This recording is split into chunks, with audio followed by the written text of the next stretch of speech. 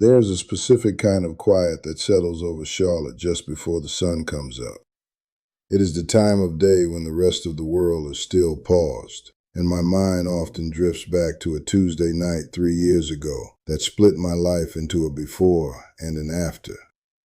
I was 69 years old back then, and feeling what I honestly thought was just normal for a man my age. I had a little heaviness in my legs by the end of the day, a slight thickness in my head when I woke up, and a kind of low-grade tension across my shoulders that I had simply decided to call getting older. Then came the sudden tightness in my chest that would not release, the dizziness that blurred the edges of the room, and the ambulance ride that my wife Gloria insisted on, while I kept telling her I just needed to rest for a minute. In that emergency room under those harsh white lights, I learned a lesson about the human body that stripped away every last bit of pride I had been carrying around. I am not a doctor, and I have never worn a white coat. I spent 35 years of my life working in public transit operations down here in the South. I spent my days and nights making sure heavy machines moved safely from one side of the city to the other. But what I was forced to learn about keeping this body of mine running ended up saving my life. Today I am going to tell you exactly what I found out about the hours between midnight and morning that nobody had ever explained to me. I am going to share the 3 specific tests my doctor did not order until I knew enough to ask for them by name. And I will tell you about the deep red drink I prepare every single night that helped bring my numbers back to a place where I can actually breathe easy again. The hardest thing for me to process while I was lying in that hospital bed listening to the monitor's beep, was that I thought I was doing everything right. My numbers had been fine. Just 2 weeks before that terrifying night, I had gone in for a routine checkup. The nurse put the cuff on my arm, and it gave a reading of 124/79. The doctor smiled at me, patted me on the shoulder, and told me I was doing great. I took my morning blood pressure pill faithfully at 7 o'clock every single day. I walked my grandson to the park. I really thought I had beaten the odds that took my cousin from us way too early because he refused to see a doctor. I thought doing exactly what I was told in that clinic was enough.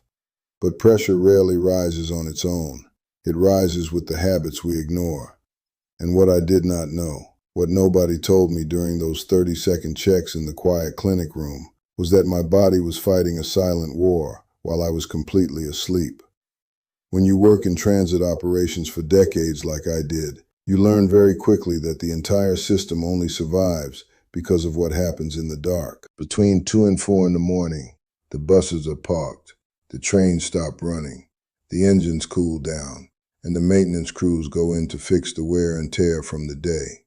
If you run those heavy machines at peak speed 24 hours a day without a break, the steel eventually fractures and the engines burn out. The human cardiovascular system works the exact same way. Under normal conditions, when you fall asleep, your blood pressure is supposed to drop by 10 to 20%. The medical folks call it dipping. It is the necessary time when your heart gets to rest, your blood vessels recover from the physical stress of the day, and your kidneys process out all the waste. But as we get older, as those arteries get a little stiffer and our internal rhythms change, that nighttime drop sometimes just stops happening. They have a name for people like me.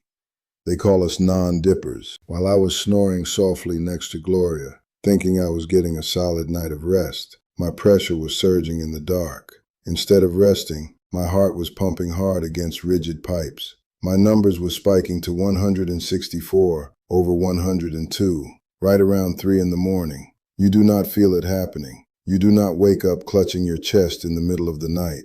You just open your eyes in the morning, feeling like you did not sleep at all. Your head feels a little foggy. Maybe your vision is slightly blurred for a few minutes while you stand up, and you blame it on a bad mattress or getting up twice to use the bathroom.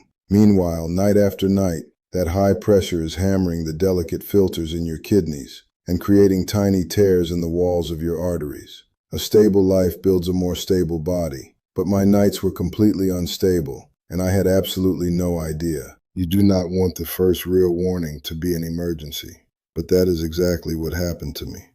After they stabilized me and sent me home, My daughter Danielle came over. She works as an assistant to a nutritionist, and she has zero tolerance for stubborn men ignoring their health.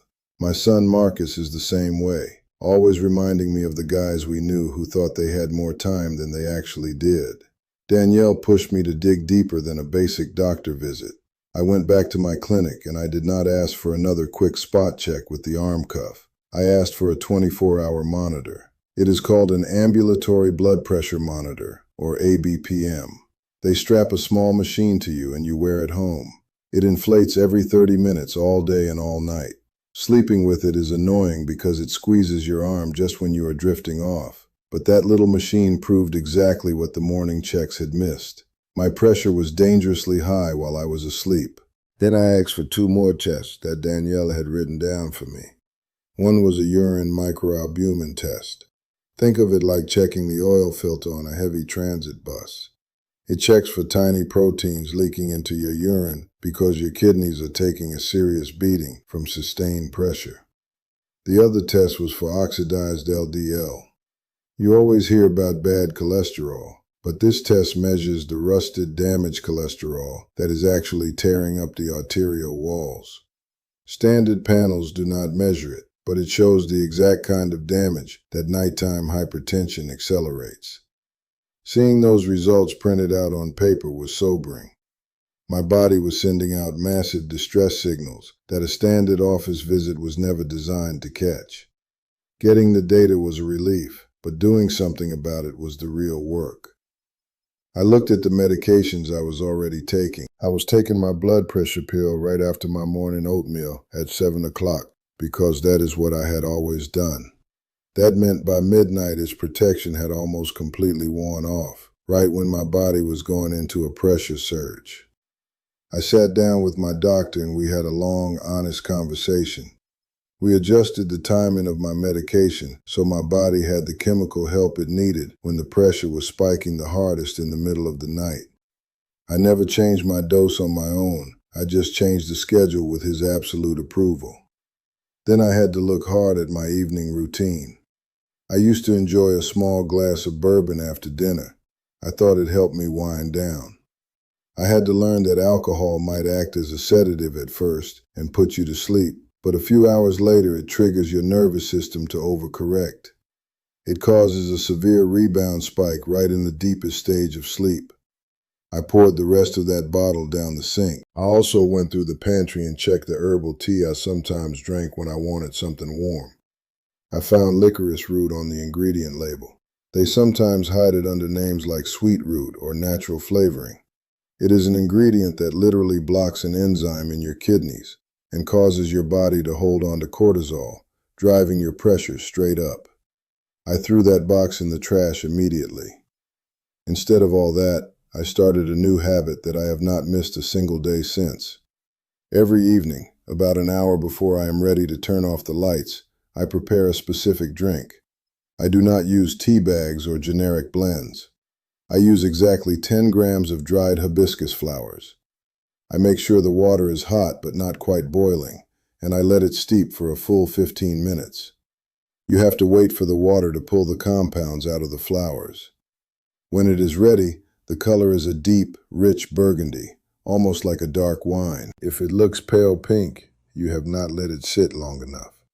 I learned that hibiscus contains compounds that act a lot like certain blood pressure medications, helping to relax the blood vessels.